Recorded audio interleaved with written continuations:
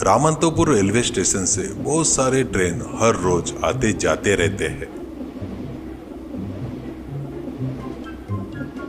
तो उस railway station के प्लेटफॉर्म के ऊपर एक छोटी सी ब्रेड पकोड़े की गाड़ी बहुत ही फेमस थी।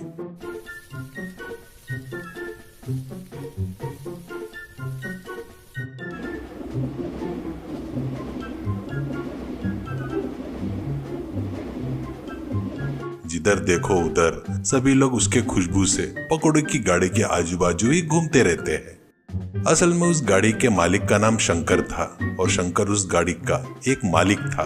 पर उस गाड़ी के पास ब्रेड पकोड़ा बनाने वाला राजू बोलकर एक व्यक्ति था।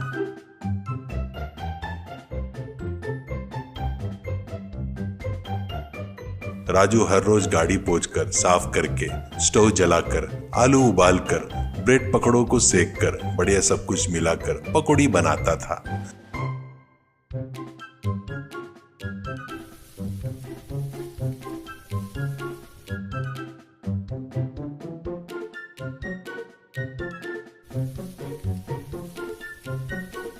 राजू बनाए सो ब्रेड पकौड़ी उस रेलवे स्टेशन के प्लेटफॉर्म के ऊपर बहुत ही फेमस था। शंकर रोज टाइम पर आकर राजू के पास से पैसे वसूल करके जाता था। ऐसे ही रहते हुए एक दिन प्लेटफॉर्म पर एक बोर्ड पर एक नोटिस दिखाई देता है। वो देखकर राजू डर जाता है और राजू अपने मन में, अरे ये क्या, रेलवे प्लेटफॉर्म के ऊपर खाना नहीं बनाना है क्या? तो फिर मैं यहाँ पर गाड़ी लगाकर ब्रेड पकोड़ा बना रहा हूँ ना, तो फिर शंकर भैया को ये बात अर्जेंट में बताना पड़ेगा करके सोचकर शंकर के पास दौड़ते हुए जाता है। तो शंकर एक कोने में बैठकर पेपर पढ़ते हुए आराम से, क्या है रे राजू, ब्रेड पकोड़ा बनाना छोड़कर यहाँ पर आया है? वैसे भी तुझे पता है ना, अपना ब्रेड पकोड़ा बोले तो यात्रियों को बहुत पसंद है करके, ऐसा कहता है। तो राजू, अरे वो बात नहीं है भैया, अपना प्लेटफॉर्म पर खाना नहीं बनाना बोलते वो बैन हो गया है, नोटिस लगाया है करके कहता है। वो सुनकर शंकर जोर से हंसता है और, अरे बयान क्या बयान, अपन पकाएंगे तो कौन रोकेगा? ऊपर से शंकर की गाड़ी है, राजू की गाड़ी नहीं है, समझ में आया क्या? जा अपना काम कर ले, ऐसा कहता है। राजू, अरे वो नहीं भैया, पुलिस आए तो मुझे ही पकड़ेंगे ना, वहां रहकर मैं ही पकोड़ा बनाता हूँ ना, ऐसा कहता है। शंकर का चेहरा वो बात सुनकर गुस्से में बदल जाता है और तुरंत शंकर, अरे क्यों रे, ज्यादा बात कर रहा है? पता नहीं क्या तू मेरे पास कॉन्ट्रैक्ट पर है, तू एक काम छोड़कर गया तो मुझे लाख रुपए भरकर देना होगा, भूल गया है क्या? ऐसा कहता है। वो बातें सुनकर ही राजू सिर झुका लेता है और चुपचाप वहां से चला जाता है।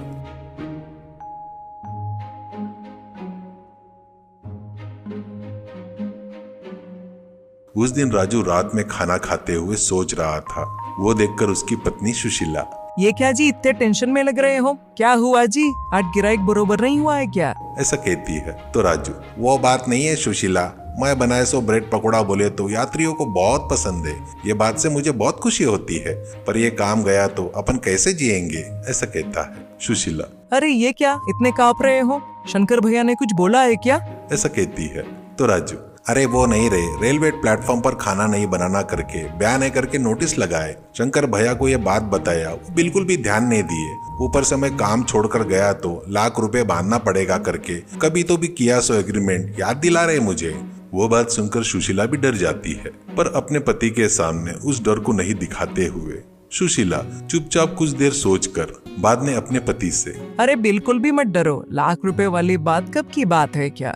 कैसे लिखवा सकते हैं? अपन लोग 4 जनों को खड़ा करके पूछ सकते हैं। अरे वो बात नहीं है, असल में वो बयान क्या है पूरा पता करो करके समझाती है पति को। अगले दिन प्लेटफॉर्म के ऊपर अनाउंसमेंट कर रहे थे एक जन माइक लेकर, अरे देखिए यात्रियों, सब जन ध्यान से सुनिए, अब से इस प्लेटफॉर्म पर कोई भी कुछ भी खाना नहीं पकाएगा, सिर्फ पैकिंग किया हुआ फूड ही मिलेगा यहाँ पर। अगर किसी ने गाड़ी लगाए तो तुरंत निकाल दो, नहीं तो पुलिस स्टेशन जाना पड़ेगा, ये चेतावनी है करके बताकर चले गए। राजू के हाथ कांपने लगते हैं।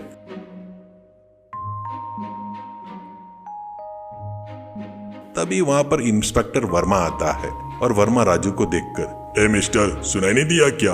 और ये गाड़ी लगाकर यहाँ पर है, खाली कर अर्जेंट में करके बोलता है। तो राजू कांपते हुए, सर वो बात नहीं है जी करके कुछ बताते वक्त शंकर बीच में आता है। और शंकर तुरंत इंस्पेक्टर से, देखिए इंस्पेक्टर साहब, वो सिर्फ वर्कर हैं। वो मेरी गाड़ी है, उसमें मैं ही ये सब कुछ बनवाता हूँ। मेरी गाड़ी में मिलने वाला ब्रेड पकौड़ा बोले तो यात्रियों को बहुत पसंद है करके कहता है। वो बातें सुनते ही इंस्पेक्टर, देखिए मिस्टर, तुमको रूल्स पता है ना, यहाँ पर खाना बनाना बैन है, कुछ दिनों से बता रहे हैं। अब और एक दिन भी यहाँ पर रहा तो तुझे जेल जाना पड़ेगा। वो बात पर शंकर हल्की सी मुस्कान से, सर मैं बचपन से देख रहा हूँ सर जी, ऐसे सब बयान सब देखा है, आपको जो करना है कर लो, जाइए, ऐसा कहते हुए वहां से चला गया।